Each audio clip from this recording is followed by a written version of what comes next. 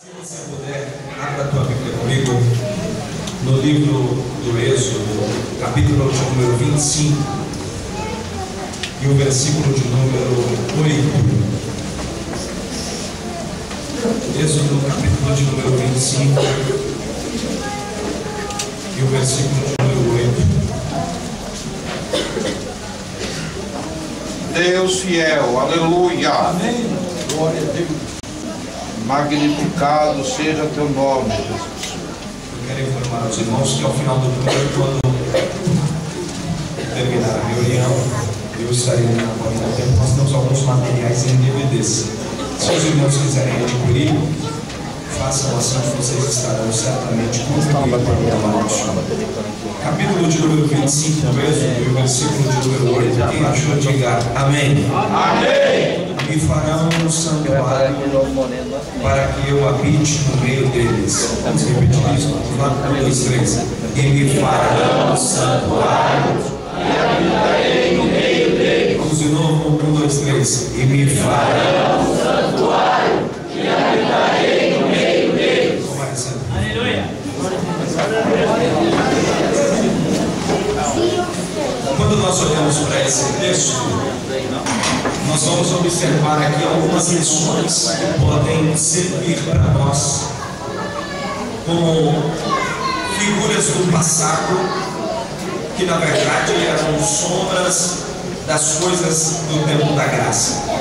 E olhando para esse texto do capítulo de número 25, nós analisaremos que o Senhor aparece para Moisés, e ao aparecer para Moisés, ele dá a Moisés algumas coordenadas depois do povo ter passado um tempo debaixo de grande escravidão na mão de Faraó, anos de grilhões, de prisões, de açoites e também de pressão não só cultural, como também espiritual. Esse povo agora sai da mão de Faraó e caminha para o deserto. O Senhor apareceu para Moisés e disse a Moisés que colocaria o povo nas suas mãos a fim de que ele conduzisse até a terra prometida, a terra que manasse leite e mel. E o povo vai caminhando por longo tempo. E nós sabemos que o povo, depois de ter pecado, o Senhor levanta as descendências a partir de Abraão, Isaac e Jacó, as 12 tribos de Israel.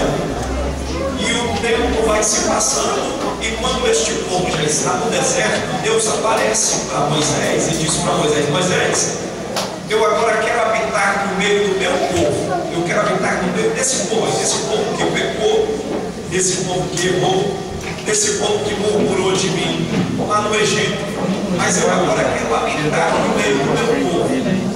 Então você vai construir para mim um santuário. Você vai construir um tabernáculo para que eu possa habitar no meio do meu povo. E de que forma Moisés construiria este tabernáculo? Como Moisés construiria essa casa para Deus morar? Nós sabemos que Deus não habita em casas feitas por mão de homens, porque um Deus que é santo, 3 vezes santo, ele não habita em casas feitas por mão de homens e também não habita na fraqueza da humanidade e no seu pecado, mas a sua graça, a graça de Deus, ela cobre as nossas deficiências e habita em nós que somos o tabernáculo espiritual. Na verdade, o interesse de Deus não era morar ou residir nesse tabernáculo perpetuamente, porque este tabernáculo do Velho Testamento é apenas uma figura do tempo da graça que se manifestaria e de como Deus apareceria ao seu povo por intermédio da graça. E aí ele precisava instruir a Moisés, visto que ele estava no deserto, e quem está no deserto não tem disposição de tantos utensílios para uma construção. Então se fazia necessário construir no deserto alguma coisa que se tivesse matéria-prima por lá. E aí Deus aparece para Moisés e diz: Moisés, você vai construir uma casa para mim, e esta casa eu vou dar a você todas as instruções como se deve fazer. No capítulo 25 do livro do Êxodo, até o capítulo de número 40, se você ler cuidadosamente, você vai perceber que Deus dá as ordens para a disposição dos móveis do tabernáculo. Deus dá o layout da casa, de como seria feito, as medidas, a altura. Deus aparece para Moisés, instruindo ele quem seriam as pessoas que trabalhariam na obra de arte. E aí Moisés não tem direito de dar palpite em absolutamente nada. Deus apenas dá a instrução para Moisés, e Moisés, como um bom servo, vai seguindo as ordenanças de Deus. E aí o Senhor, visto que o povo estava no deserto, junto com Moisés, o Senhor aparece para Moisés e diz para ele: então você vai trabalhar comigo de acordo com as ordenanças, e você vai pegar uma madeira. Que madeira é essa? No deserto existiam algumas madeiras. Dentre as madeiras existiam madeira do cedro, murta, oliveira, omeiro, álamo e entre outras, oliveira. E o texto vai nos falar a respeito de várias madeiras.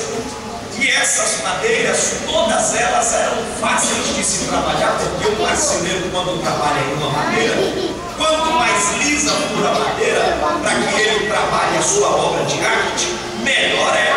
Porque quanto menos rústica, quanto mais lisa, mais fácil é para ele aplainar e fazer o seu desenho. Só que dentre todas essas madeiras existia uma que se chamava madeira de acácia. Essa madeira de acácia, ela era uma das madeiras mais difíceis do deserto de se trabalhar, porque ela era uma madeira torta, retorcida, cheia de nó. E você sabe muito bem que quem vai trabalhar com a madeira precisa levar tempo. E o tempo em que eles gastam em fazer a mão de obra é o tempo em que alguém pega a madeira de acácia e vai trabalhar sobre ela, lixando, para aplainá-la e deixá-la exatamente do jeito que se faz necessário para cumprir com a ordenança de Deus ou com o sonho e a sua idealização.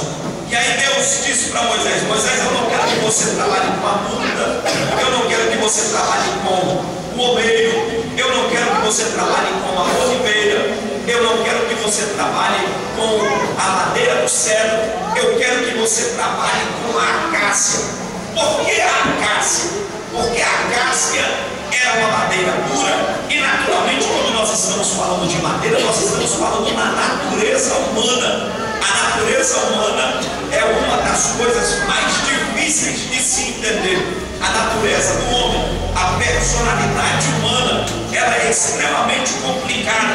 E Deus disse: trabalhe com esta, porque esta é de ruim acesso, de difícil manuseio, mas eu quero ela porque ela é uma peça importante para o tabernáculo. E Moisés vai, pega esta madeira, arruma alguém para trabalhar nesta obra de arte, e os artífices da obra ralavam durante todo o dia esta madeira, arrancando todo o nó e preparando elas para que elas fossem peças importantes para o tabernáculo. O que você quer dizer com isso, pastor?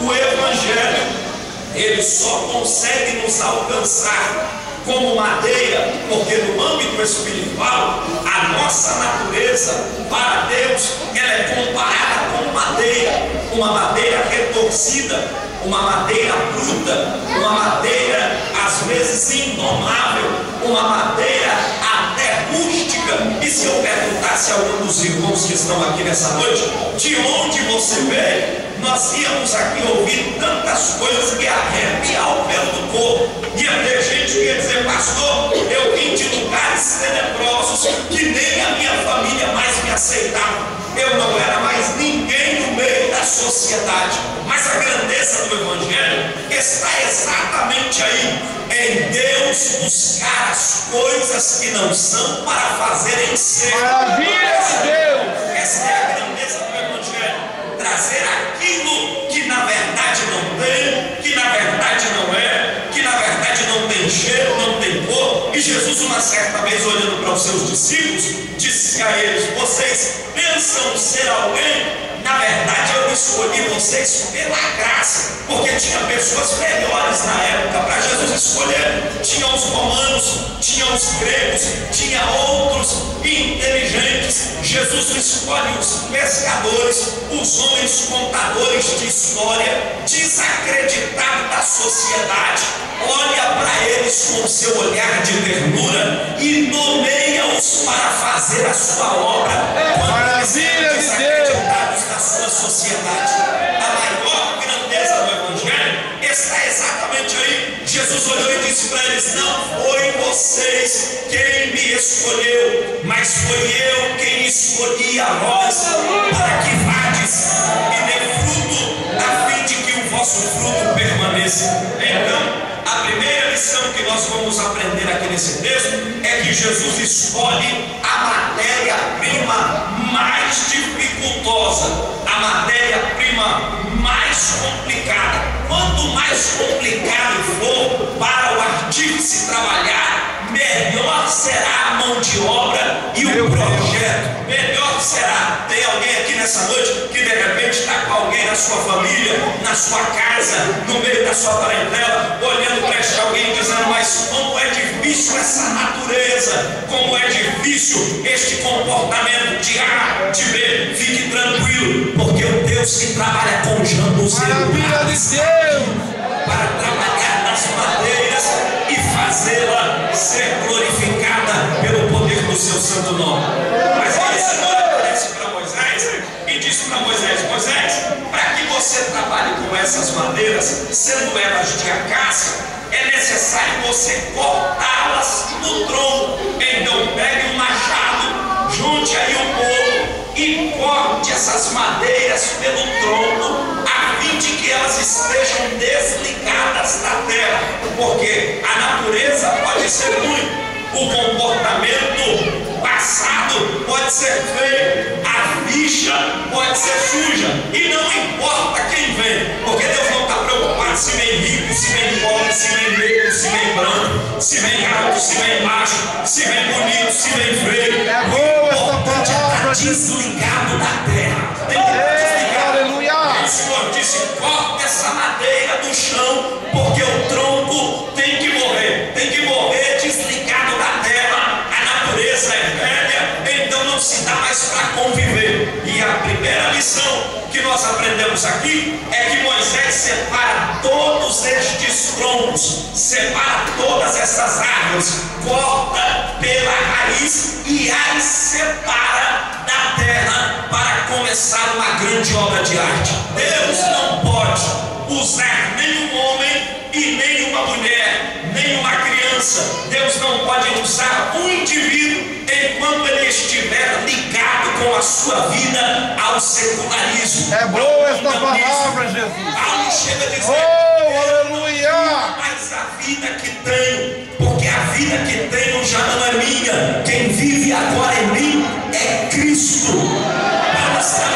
Paulo estava tão conectado com Cristo que de uma vez que ele havia morrido para o mundo, as suas concupiscências haviam estado diante da presença do Senhor. Ele já não sabia se ele estava em Cristo ou se Cristo estava nele. A natureza se misturou. Ele está tão envolvido com a presença de Deus que ele diz: eu não sei se é bom partir ou se é bom ficar, porque partir eu estou com Cristo e ficando eu estou servindo. Então eu não sei se eu estou nele, se ele está em mim, já misturou tudo, porque a ligação espiritual é tão profunda que o crente, quando está desligado do mundo, de uma vez que ele é separado para fazer o trabalho do Senhor, de uma vez que o obreiro é separado como uma madeira de Deus, não importa se ela é retorcida, se ela é cheia de nó, se ela tem defeito, mas se ele foi cortado do tronco e está separado para o serviço de Deus, não importa a dificuldade e a deficiência, o importante é que ele se põe na mão de Deus e está à disposição da sua obra. Eu queria que você virasse para alguém que está do seu lado e dissesse para ele: tu és uma madeira cortada de Deus. Diga para ele, diga Deus. O diabo não pode mais dominar a tua natureza. O diabo não pode mais dominar as tuas vontades. E o Senhor disse para Moisés: então separe estas madeiras, separe elas, a fim de que elas estejam desligadas da terra. E aí Deus aparece para Moisés e fala para Moisés: Moisés, agora eu vou te dar as medidas do tabernáculo, porque as medidas do tabernáculo não podiam ser imprevisíveis.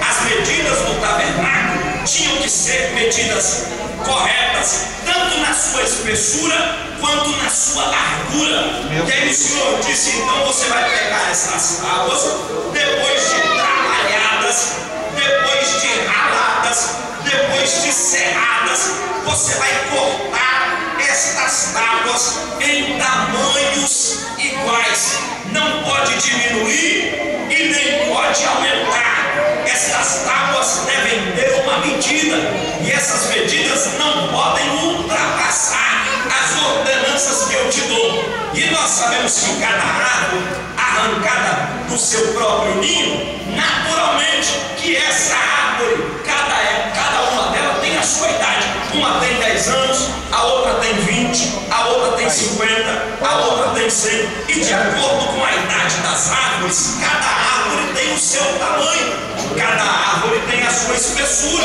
cada árvore tem a sua largura. E aí Deus disse: corte todas elas, e de uma vez que elas forem cortadas, você vai cortá-las em tábuas de tamanhos iguais. O que é que quer dizer isso, pastor? Qual é a compreensão desse texto? É que olhando para nós aqui, cada um aqui, diante da sociedade, nós temos uma perspectiva diferente. Além da nossa natureza, como pessoas, nós também temos os nossos comportamentos e as nossas características que diferem uma da outra. Eu sou branco, alguém é moreno, o outro é mais negro, o outro é alto, o outro é gordo, o outro é magro, um é bonito e o outro é feio. É natural, um é simpático e o outro é sisudo, um é indouto e o outro é intelectual. Mas quando Deus nos olha, Deus não nos olha por tamanho, nem por classe social, nem por cor, porque quando Ele nos vê, Ele não nos vê como característica física, porque nós temos dois problemas na igreja. Nós temos duas dificuldades. A primeira dificuldade que a gente tem na igreja é o complexo da inferioridade. Qual é o complexo da inferioridade? É aquela pessoa que olha para si e diz: eu não posso, eu não tenho, eu não vou, eu não sou, ninguém gosta de mim, ninguém está preocupado comigo, ninguém se importa de me chamar para cantar no grupo, ninguém me visita, ninguém vai na minha casa, o pastor não me leva a ceia, eu não tenho nada diante da sociedade. Ele tem o complexo da inferioridade. E aí temos outro problema dentro da igreja e dentro da sociedade. Qual é? É o complexo da superioridade. É daquele que se acha, daquele que pensa ser: se eu não tiver, o negócio não anda. Se eu não cantar, ninguém canta. Se eu não pregar, ninguém prega. Se eu não participar, o negócio não funciona. Deus está dizendo: nem o que está alto e nem o que está baixo vale de nada, porque quando Deus nos olha, Deus não me vê melhor do que o pastor e nem o pastor melhor do que a igreja. Ele diz: aleluia!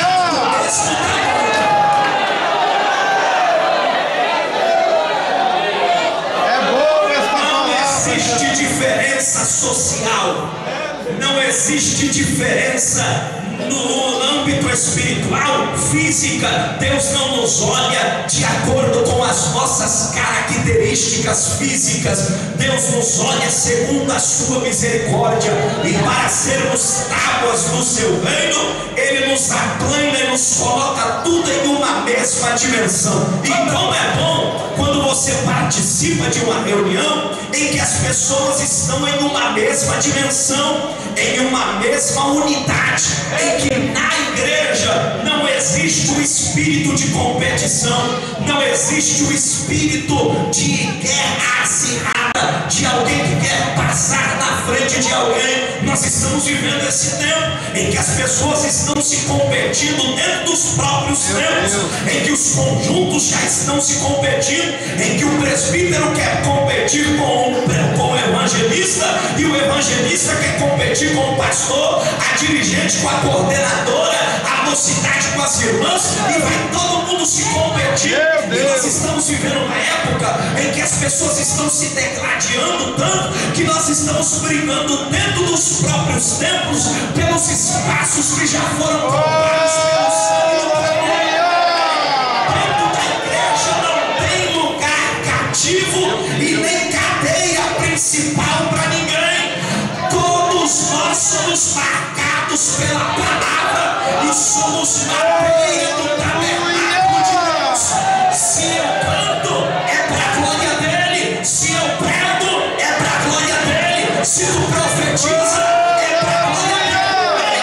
Você nunca vai ver uma boca sair sozinha no meio da rua falando, porque a boca só é boca se tiver ouvido e se o rosto tiver completo. E o rosto só é rosto se tiver tronco, braço, perna, porque o corpo tem que estar completo. Nem o grande é e nem o pequeno é. Quem pode é ele, quem manda é ele, quem Deus. Eita, Jesus fiel. Aleluia. Deus falou para vocês: corta tudo por igual. Põe tudo no mesmo tamanho. Diga para quem está do teu lado aí: eu estou no mesmo nível que você. Diga para ele: no mesmo nível. Oh, aleluia. Maravilha de Deus. Aleluia. Corta as madeiras no mesmo nível, separa as madeiras e coloca-as no mesmo tamanho. É alguém que diz assim: eu estou aqui, sabe quanto tempo? 30 anos, e daí? Meu Deus. Eu paguei 50, e daí? É boa esta palavra, O Jesus. salário de quem chega a 30 anos, quanto que chegou a 6 meses, é o mesmo, porque o dono da obra não faz a diferença. Eita, Jesus. Deus fiel. Deus fiel. Aleluia. Retorno para mim, querido. Obrigado. E aí o Senhor disse: separa as madeiras do mesmo tamanho, tem que ser madeiras iguais. E de uma vez que as madeiras eram iguais, elas estavam no deserto. E aí o texto nos diz que o Senhor continua trabalhando com Moisés. Primeiro, as madeiras eram rústicas. Diga comigo: madeira rústica. Diga: madeira cheia de nó. Porque o torrinho complicado. Meu Deus.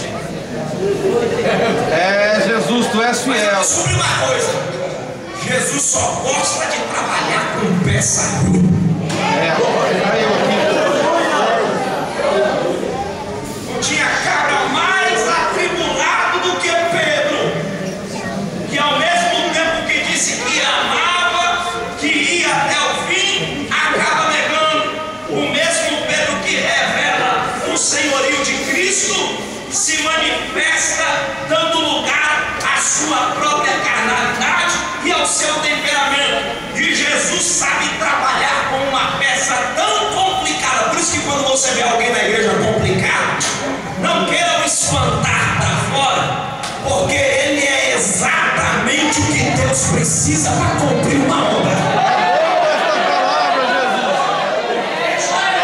Se o pastor não conserta, se a irmã não conserta, se o líder não conserta, se a madeira é torta, se está cheia de nó, não bota para fora não, porque quanto mais nó, mais lixado vai ficar e melhor vai ser.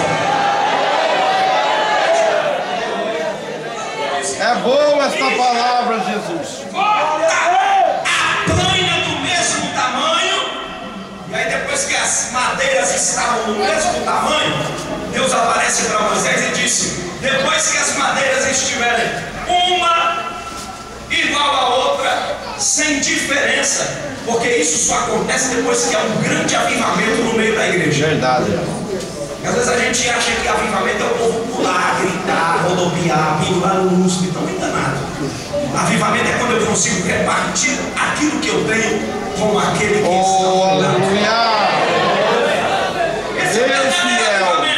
Avivamento é quando eu me condoo com a situação do meu próximo. Avivamento não é levantar a mão e sair pulando. Isso é muito bom. Aleluia! Isso faz parte de um movimento pentecostal. Mas isso não é avivamento. Isso não caracteriza-se como avivamento. Porque a primeira característica de um avivamento na igreja primitiva é que a Bíblia diz que o povo doava as suas fazendas. Meu Deus! Entregavam aquilo que tinha. E se tivesse um pobre no meio deles, eles dividiam até que equiparasse as suas economias. Meu Deus! Que esse espírito de avivamento caia sobre nós aqui. Que nenhum crente fique satisfeito enquanto não ver alguém se alegrar, enquanto a casa da viúva não for visitada, enquanto a mesa do órfão não for lembrada. Este verdadeiro avivamento precisa alcançar o nosso Brasil. Este verdadeiro avivamento precisa alcançar, porque às vezes nós estamos querendo arrumar um problema de desigualdade social lá fora, quando nós estamos vivendo uma desigualdade espiritual dentro da igreja. E a igreja é o único lugar que não se pode ter desigualdade espiritual. Num estádio de futebol, quando você vai comprar um lugar para assistir uma partida, naturalmente é separado por arquibancada. Quem pagou mais senta na frente, quem pagou VIP, quem tem posição, senta nas cadeiras fechadas, quem pagou menos senta nas últimas, senta atrás, senta no final. Na igreja não, no reino de Deus não. O pobre senta do lado do rico, o inteligente senta do lado do outro, o grande senta do lado do pequeno, o bonito senta do lado do feio, e um olha pro outro e diz: nós vamos pro mesmo lugar.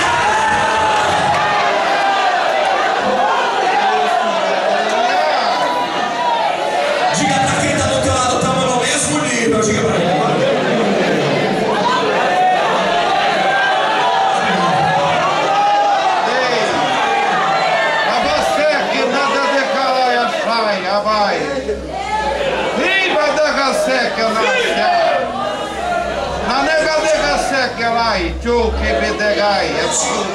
E o Senhor continuou. Deus fiel. O Senhor Aleluia. continuou com Moisés e disse para Moisés: Moisés, depois que as madeiras todas estiverem cortadas do mesmo tamanho, agora você vai criar entre uma madeira e outra, porque a madeira era verde.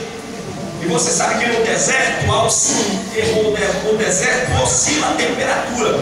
Então a temperatura durante o dia é quentíssima e durante a noite ela cai, às vezes abaixo de zero.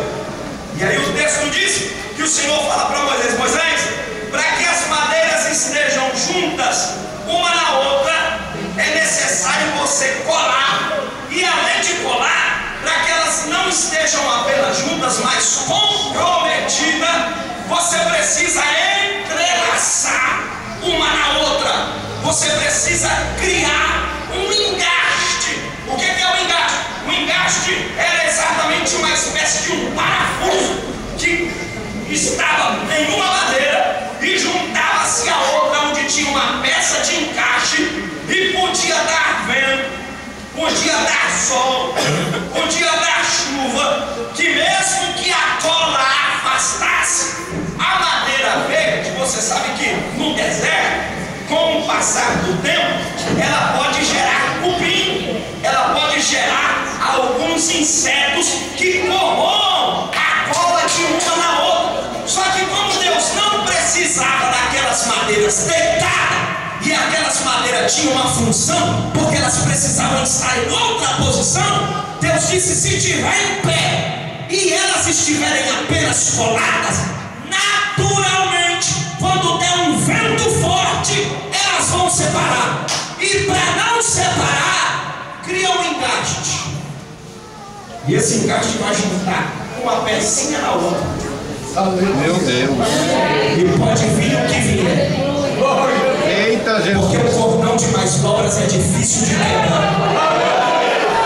Deus fiel, aleluia. Aqui como profeta de Deus, essa noite, dizer para a igreja que nós estamos vivendo um momento em que as nossas igrejas, Meu Deus. os nossos púlpitos, a nossa comunidade, nós estamos congregados, porém desconectados. Meu Deus. Nós Eita, estamos Jesus. reunidos, porém desunidos. Nós estamos apenas participando, não são todos, mas na sua maioria. E Satanás entendeu que é mais fácil matar alguém dentro da caravana. Você já percebeu? Escute isso. Você já percebeu que as pessoas de antigamente se afastavam da igreja e elas desapareciam dos templos? E com isso, as irmãs de oração iam bater na casa do indivíduo com a comissão da visita para trazer o rapaz ou a moça ou a irmã, ou seja lá quem fosse, para cá. Só que agora as pessoas não estão mais afastando fora da igreja. As pessoas estão morrendo dentro dos templos.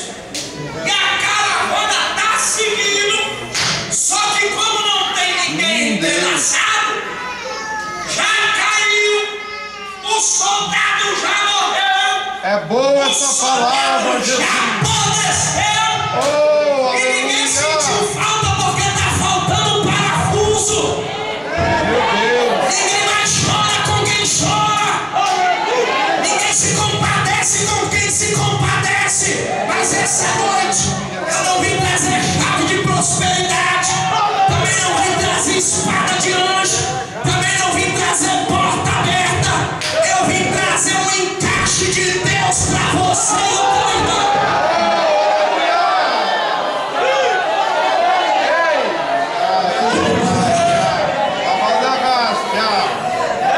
Uma igreja encaixada, um organismo enquadrado. Meu Deus. Enquanto Pedro estava preso, tinha uma igreja dentro da casa da irmã Maria, orando constantemente: solta Pedro, solta Pedro, Maravilha de Deus. solta Pedro.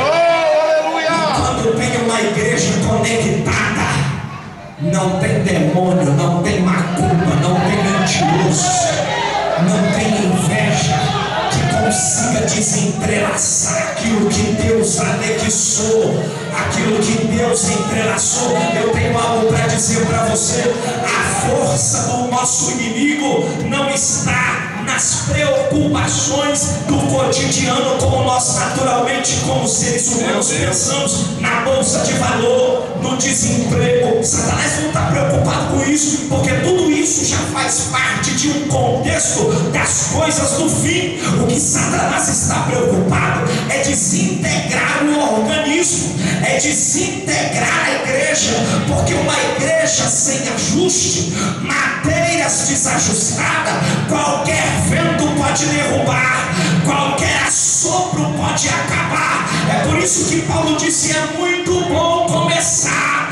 mas não é só, não basta apenas começar, porque o fim das coisas é muito melhor do que o começo. Naturalmente, às vezes começamos congregados, começamos irmanados, começamos entrelaçados, mas ao mesmo tempo, com o passar dos anos, vamos criando uma antipatia.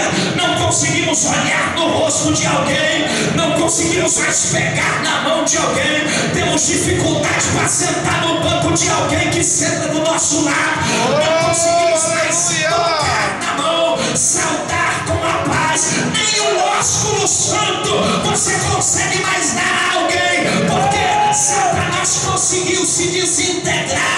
E tem coisa que a macumba não destrói, que a inveja não destrói, mas que a desintegração destrói. E o diabo entendeu que uma igreja desintegrada naturalmente não chega a lugar nenhum, mas uma igreja engastada não tem ninguém que possa fazê-la jogar por terra noite, Deus vai entrelaçar você do lado de alguém.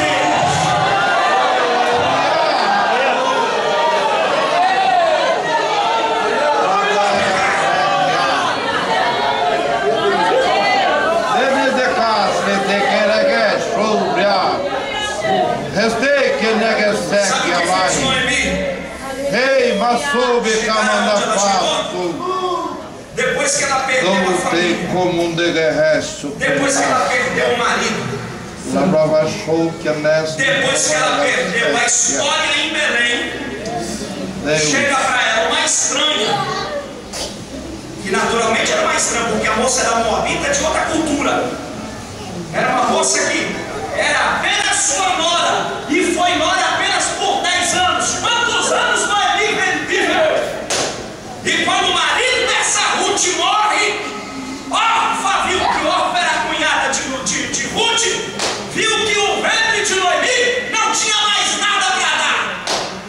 Ela pensou consigo: a mulher já está velha, não tem mais filho, eu vou seguir o conselho dela e vou embora para a casa dos meus pais. Mas Ruth não. Ruth percebeu que o que tinha em Noemi compensava entrelaçar. Meu Deus! Eita Jesus! Aleluia! Deus fiel! E ela não foi por dinheiro, porque dinheiro Noemi não tinha. Deus! Ela não foi atrás de fama, porque Noemi não prometeu fama. Meu Deus! Ela não foi atrás de riqueza, porque a riqueza Elimelec já tinha vendido os bens para voltar para ir para Moab.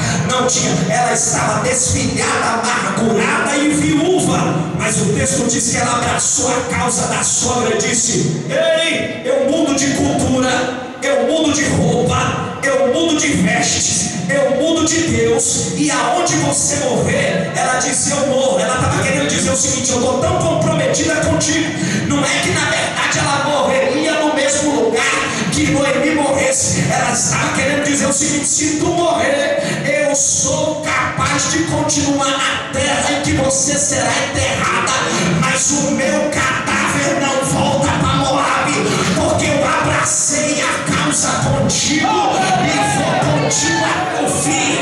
Ser entrelaçado de verdade não é andar com alguém enquanto o nome dele está na fama. Ser entrelaçado de verdade, ter um engaste de verdade, não é utilizar o momento em que o irmão está vivendo de glória na casa. Você vai na casa dele porque ele tem churrasco para oferecer.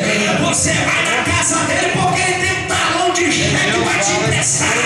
Você anda com ele porque o carro dele é do ano e ele te dá carona. Agora o irmão ficou com o pé rapado, só tem o tacho da panela para raspar e você quer pular fora. É ela que tem que dizer: vou te abraçar e vou continuar.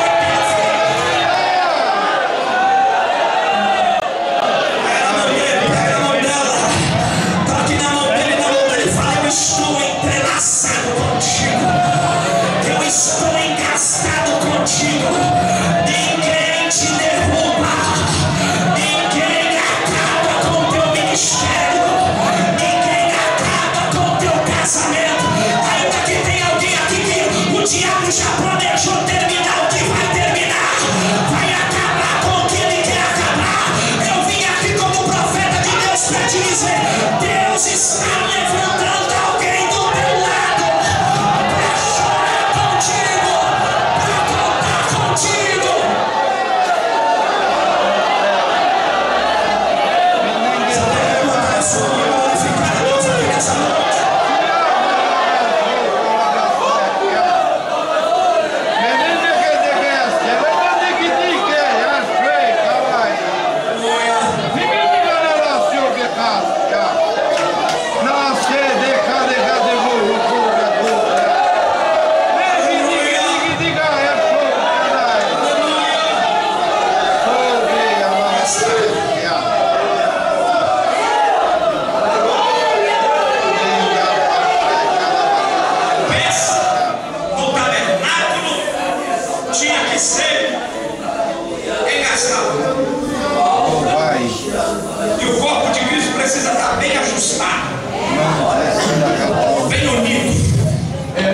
Sem mancha,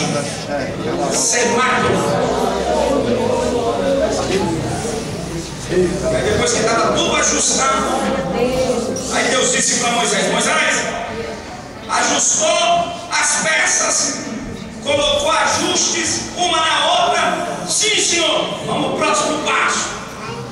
Deus disse: agora você vai pegar essas madeiras e vai colocar elas de pé. Como de pé? O Senhor falou: pega essas madeiras e coloca elas numa posição que elas estejam de pé, porque o tabernáculo não vai ficar deitado. O tabernáculo precisa ficar em pé. A posição da igreja é em pé. E nós estamos vivendo uma época em que nós podemos cantar um hino nacional: deitado eternamente em berço esplêndido. A gente, deixa eu dizer aqui, vou dizer uma verdade aqui. Tem muita gente achando que o Brasil está passando por um grande avivamento, quando na verdade nós não estamos passando por avivamento coisa nenhuma. Nós estamos muito próximos de uma berlinda espiritual. Estamos vivendo uma época de sincretismo religioso. Estamos vivendo uma época em que se misturou o ecumenismo com a fé, e nós não sabemos aonde isso vai parar. Porque antigamente nós éramos chamados de protestantes. Sabe quem é protestante? É quem protesta, é quem vai na contramão. Alguém grita: viva! O protestante grita: proibiu! Aleluia! Glória a Deus! Protestante é o que vai na contramão. Protestante é o que vai contra. Nós éramos chamados de protestante, depois nós fomos chamados de crente, depois nós fomos chamados de evangélico, e agora nós estamos sendo chamados de gospel. E percebam vocês que todo mundo está gostando da gente. Antigamente ninguém gostava de crente. Um filho de crente aqui que ia para a escola, quando ia para a escola, levava nome e apelido. E o que a gente levava era nome terrível: crentinho, crentinha. E o povo da comunidade nos chamavam de herege, porque nós éramos considerados como peça ruim, tudo peste, praga de assolação. Era assim que chamavam os crentes. E hoje em dia, depois que o Senhor abençoou o seu povo, o evangelho cresceu, disseminou-se por toda parte do país e fora dele, que antigamente nós tínhamos os crentes só como os carreteiros da feira, os feirantes que levavam os carros de alumínio para vender banana na feira. Hoje em dia a gente tem gente que faz MBA, tem gente que fez inglês, tem gente que é formado, tem gente nos tribunais. Agora até a Globo está gostando dos crentes. Está todo mundo gostando. E está tudo podendo. E nós estamos achando que nós estamos na crista da onda. Quando nós devemos nos preocupar, porque ao invés de estarmos em pé, estamos deitados. Estamos sendo coniventes com de sentimentos e de pensamentos malignos que estão se infiltrando na igreja. Mas ainda existe madeiras de pé que não se prostraram e que estão diante de Deus dispostas a pagar o preço. Essa noite Deus está dizendo: você precisa permanecer naquilo que você aprendeu. Você precisa permanecer no sentimento da palavra, no cuidado da doutrina, sem mistura, sem se envolver com o pecado, sem se envolver com a carnalidade, sem se envolver com a hipocrisia, sem se envolver com a falsa modéstia, sem se envolver com os falsos profetas. E uma madeira, para estar de pé, ela sofre o vento dos danos, ela sofre os danos do vento, ela sofre os danos do deserto, porque o deserto de dia é quente e de noite faz muito frio. Mas a Bíblia diz que para aqueles que permanecerem diante do Senhor, nascerão sobre eles o sol da justiça. Essa noite você precisa se decidir. O diabo está querendo fazer de tudo para derrubar a igreja verdadeira, mas a igreja verdadeira, ela não se vende, ela não se compra. Ela permanece de pé com a autoridade da palavra.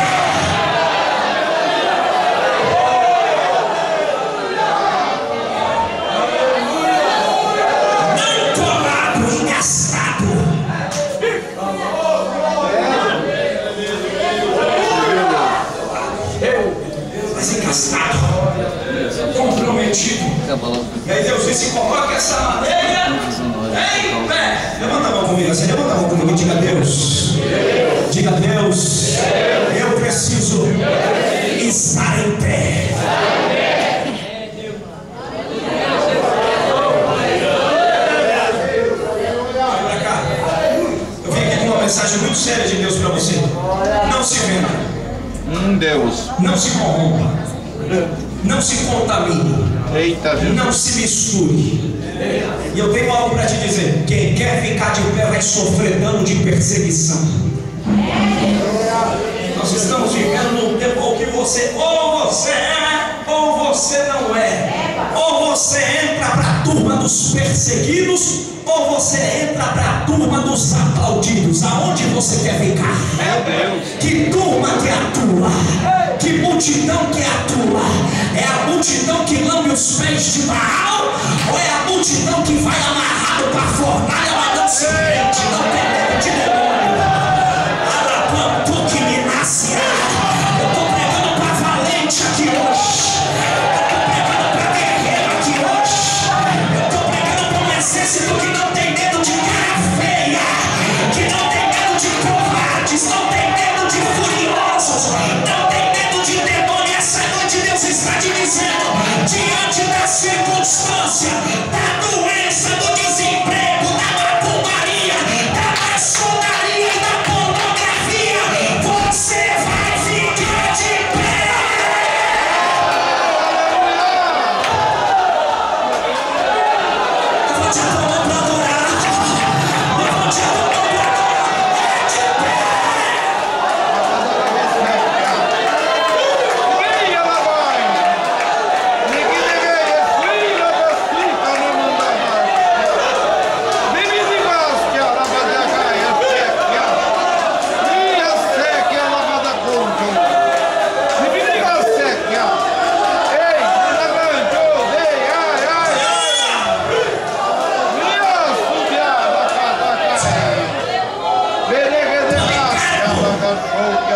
Policarpo tinha 60 anos. Quando chegou, e disseram a Policarpo: ou nega Cristo e vive.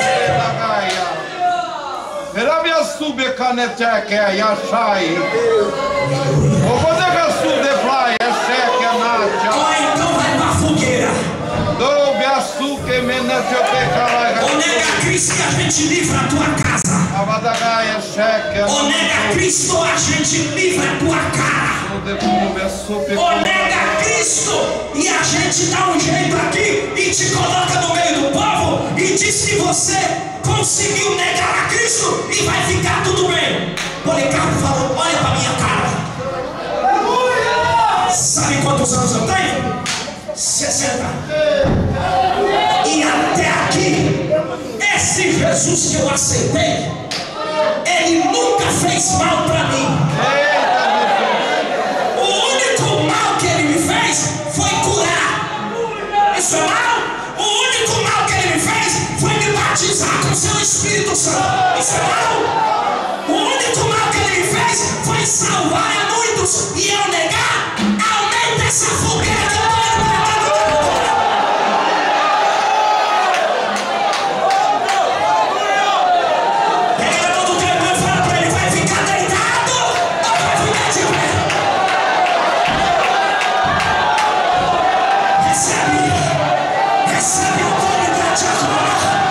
Recebe autoridade para ficar de pé agora. Quem te chamou foi Deus. Quem te marcou foi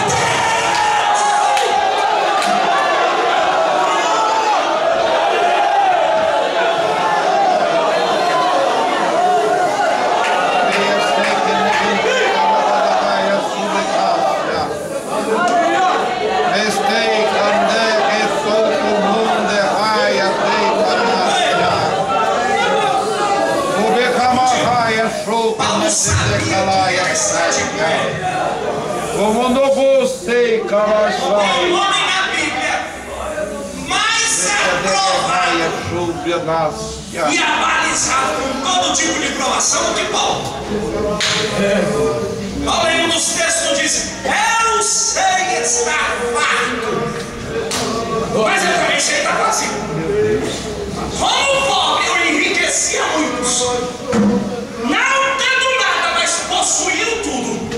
Aleluia! E em outro texto, ele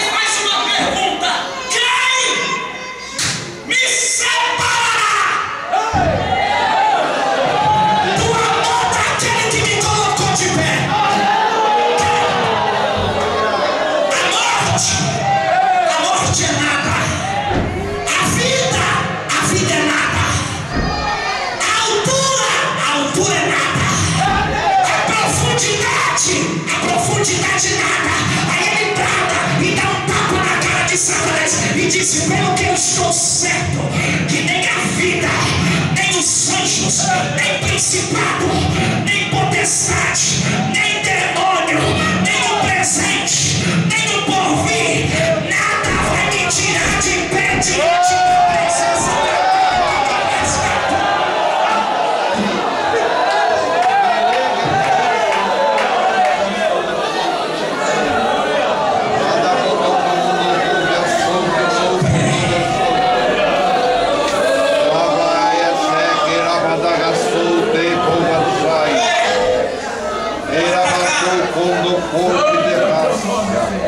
Nós somos espelho para este mundo e para o vindouro.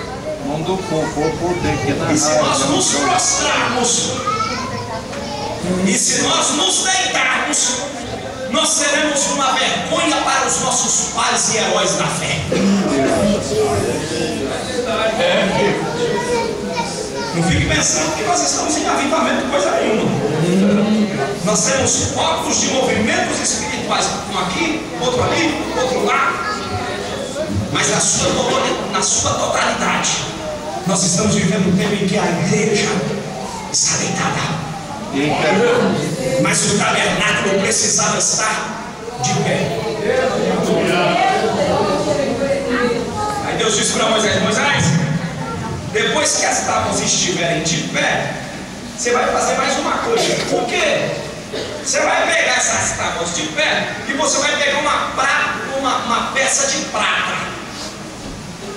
Pega uma peça de prata, mede o tamanho da espessura, a largura e a dimensão desse tabernáculo, porque essa madeira demorou para ser polida. Meu Deus. Essa madeira custou para ser trabalhada. Essa madeira custou para chegar no ponto onde chegou. Meu Deus. Então eu não posso pegar todo o trabalho do artífice e jogar na poeira do deserto, porque senão vai sujar. Depois de polido, raspado, refinado, aprumado, de pé, não pode colar no chão. Meu Deus. Diga para quem está do teu lado: pé de santo não coloca em qualquer lugar. Diga para ele: Oh, aleluia. santo não pisa em qualquer lugar.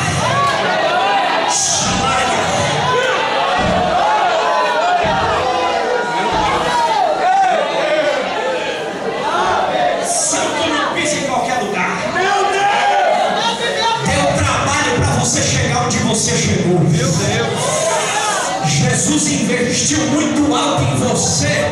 Lembra quem tu era? Cachaceiro, pinguço, mentiroso, contador de história, cheio de mazela. Chegou aqui cheio de nó. O carpinteiro demorou anos te lixando. Tu chegou todo torto. Teve que entrar no prumo de Jeová. Depois que ficou retinho, arrumado, igualado, raspado, agora tu vai pisar na terra? Aí não. Meu Deus.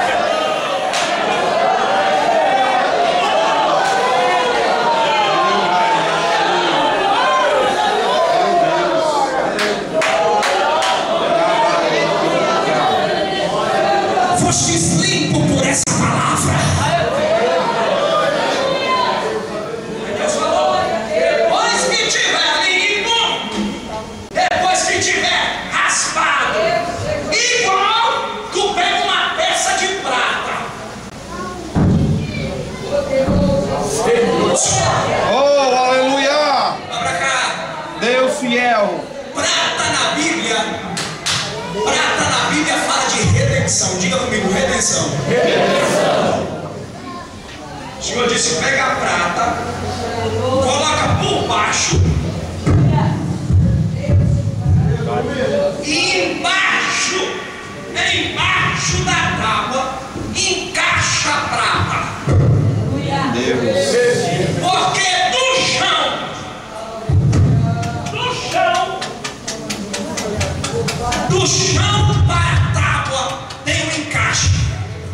Eita, que queira Jesus. voltar. Meu A vida Deus. que tu era, não dá para voltar mais, porque entre você e o chão tem a prata.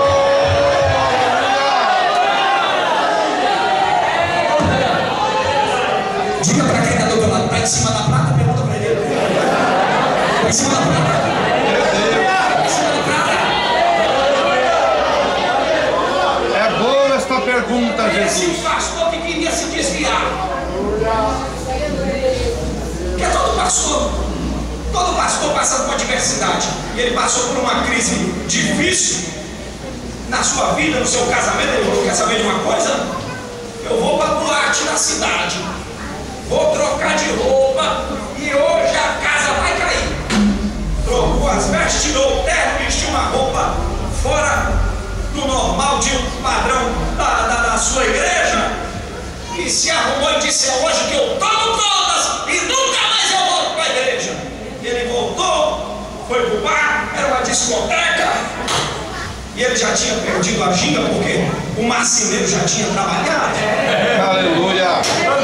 já tinha colocado ele no prumo, não sabia mais beber, não sabia mais fumar, mas mesmo assim foi. Chegou, ficou meio desconfiado das luzes tudo colorida, e ele entrou.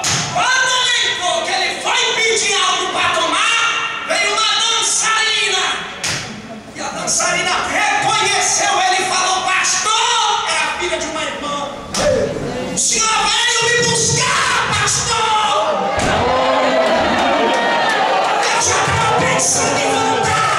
Eu estou indo embora, vou largar quem foi para desviar, acabou voltando trazendo mais um.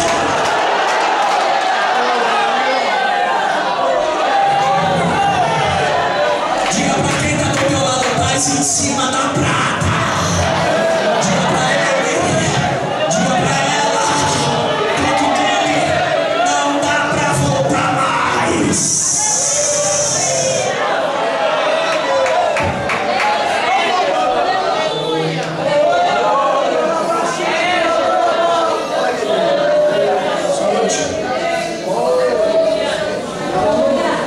Eu queria gritar aqui, mas minha voz está irritada. E o problema é que tem gente que não tem dimensão aonde ele está.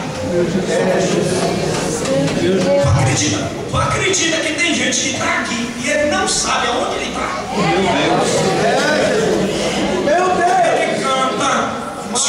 Ele canta, tem uns até que prega, Meu Deus. tem outros até que toma ceia, tem outros até que passou pelas águas do batismo, mas não sabe aonde está. Eita, Jesus. É boa esta palavra.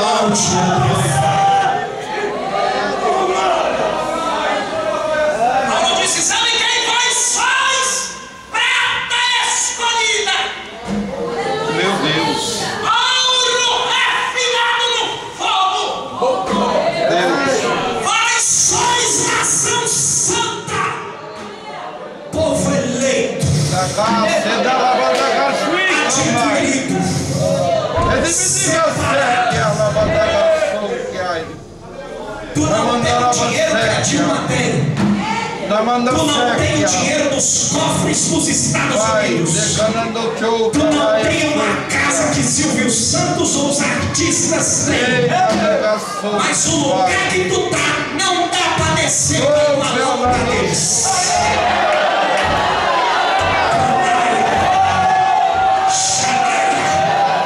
Não compensa descer de onde você tá para qualquer proposta que te oferecer, porque o lugar que você está com Cristo nas regiões celestiais, assentado como um príncipe.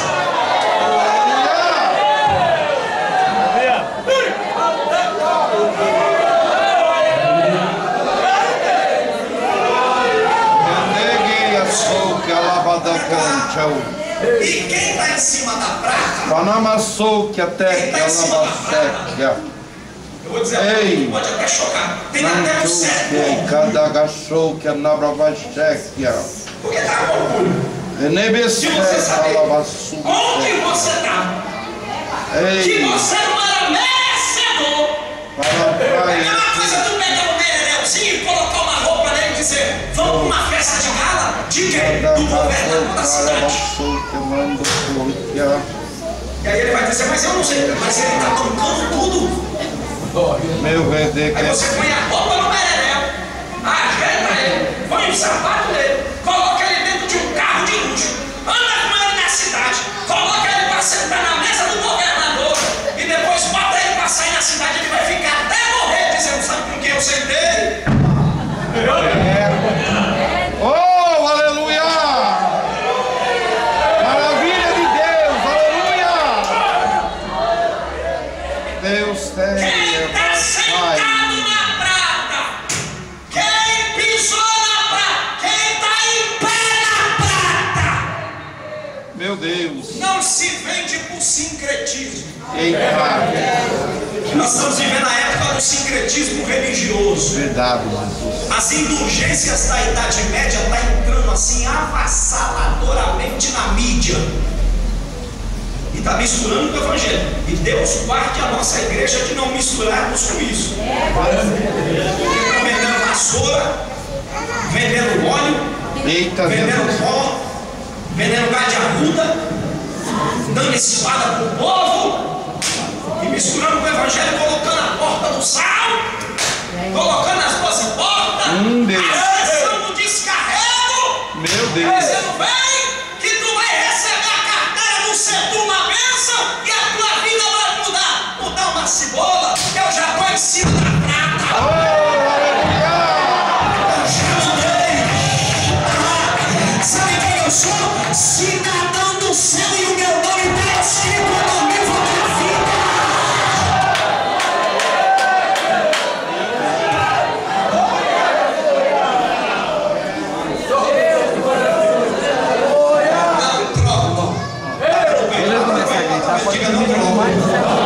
Não vendo o lugar que eu estou, porque é mais alto do que qualquer coisa nessa terra. Diga para Satanás, eu não desço de onde eu estou.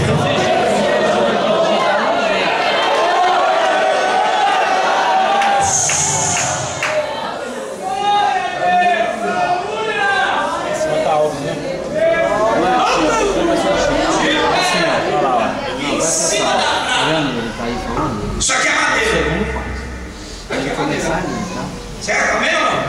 Amém. Só que essa madeira aqui ela foi uma madeira raspada. Raspada. Raspou essa madeira, serrou, lixou. Eu estou vendo aqui que ela é perfeita. Perfeita madeira. Só que se eu olhar bem de pertinho aqui, eu vou ver que ela está cheia de fio.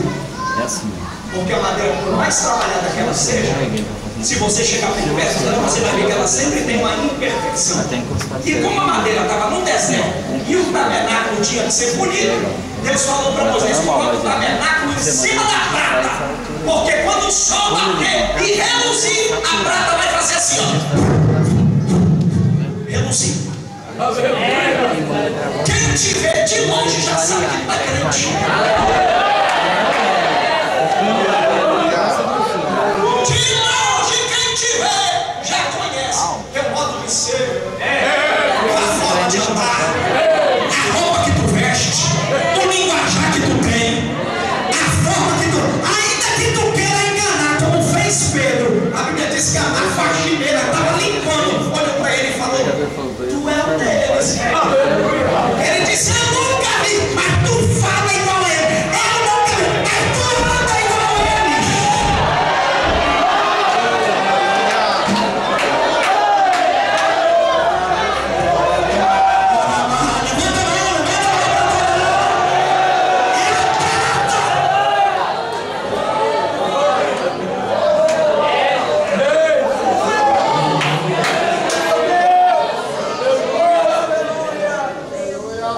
Vai refinando a gente, vai ter um padrão.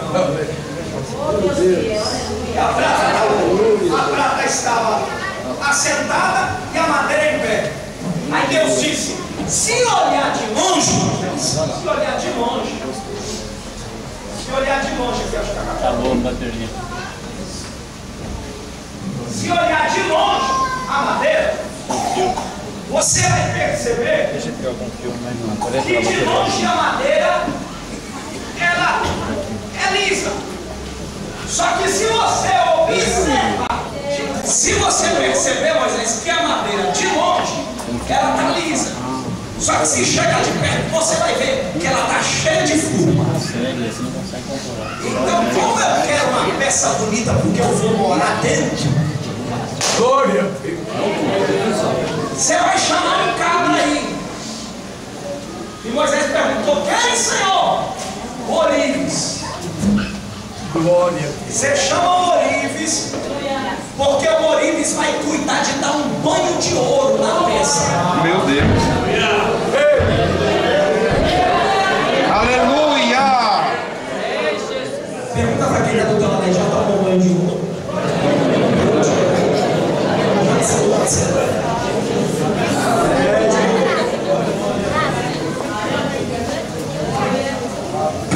Eu disse para Moisés: Moisés, o tabernáculo está bonito,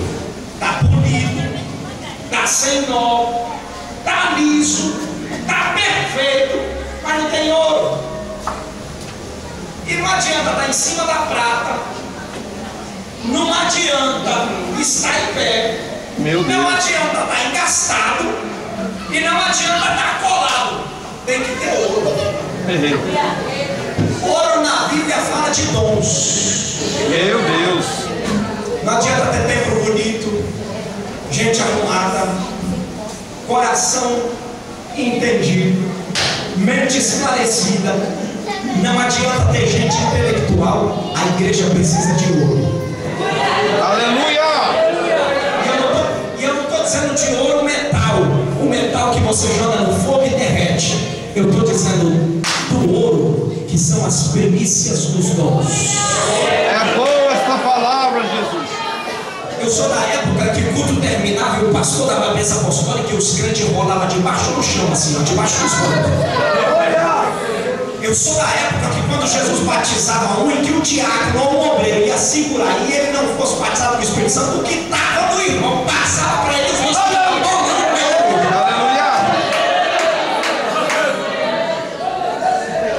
isso é ouro. Não adianta a gente se preocupar com um templo suntuoso, com igrejas bonitas, levantarmos catedrais, estofarmos os bancos, trazermos os políticos, os governadores e os prefeitos. Meu se Deus. a casa não brilhar. Aleluia. Salomão edificou um templo, mas no dia da inauguração ele disse: Senhor, essa casa foi construída para o teu nome, então te manifesta. E o texto diz que os céus se abriram e a glória desceu na casa, de forma que os sacerdotes não conseguiam ministrar. Quem estava fora não entrava e quem estava dentro não saía, porque Deus chacoalhou a casa com glória. Essa noite o Espírito de Deus vai mandar ouro para a tua casa.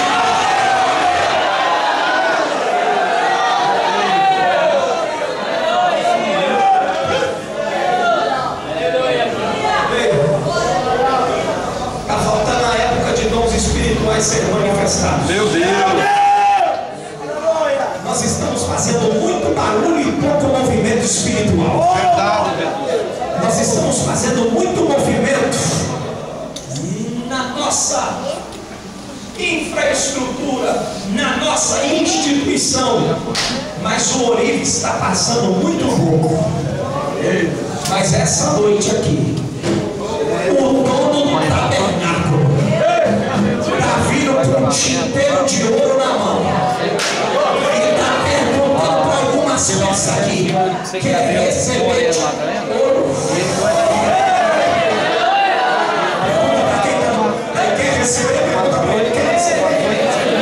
Quer receber? Quer receber?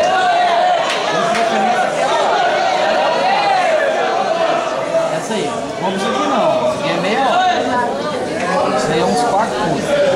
Deus de maravilha.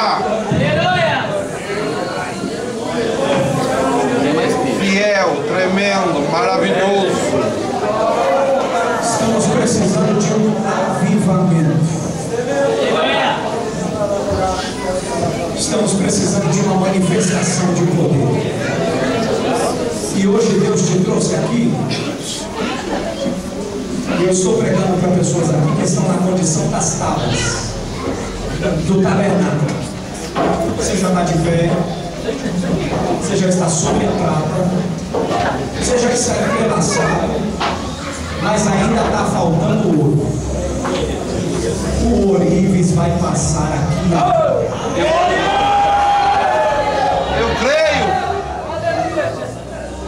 Eu creio, Jesus. Os aqui querem uma renovação espiritual.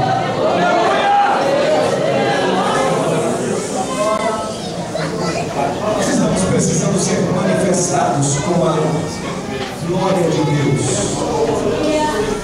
Nós estamos precisando manifestar o ouro que existe em nós. E essa noite Deus te trouxe aqui para dizer que você, depois de ter passado por todo esse processo, porque para nós chegarmos aonde chegamos, o marceneiro teve muito trabalho. E o marceneiro aqui se chama Espírito Santo. Aleluia. Para ele deixar a madeira no ponto que Deus quer, demorou muito. Teve uns aqui que demorou 30, outros 40. E Paulo disse que depois que a madeira está pronta, nós vamos brilhando, até ficar dia perfeito. Maravilha de Deus. E eu tenho algo para te dizer aqui essa noite. O dono da madeira chegou. E o ourives Espírito Santo vai começar a marcar essa casa. Eu quero te convidar, se você puder, pegue na mão do teu irmão.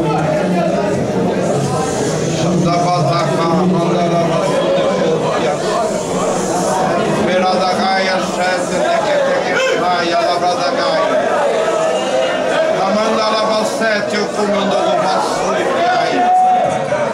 Miravantude tu te canarraia sou. Senécia do que prei. Está do seu lado, se é pobre, se é rico, se é negro, se é branco, se é baixo, se é alto, se é bonito, se é feio. O que importa é que quem está do seu lado é uma peça igual a você.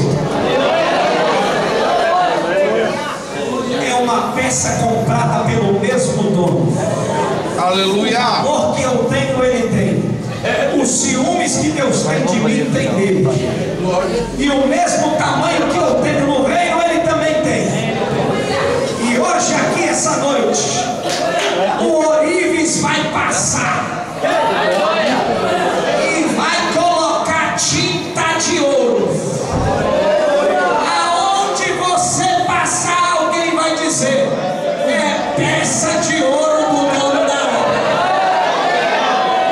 Levante a mão aí, levante a mão dela, levante. Vamos orar, bendito Jesus.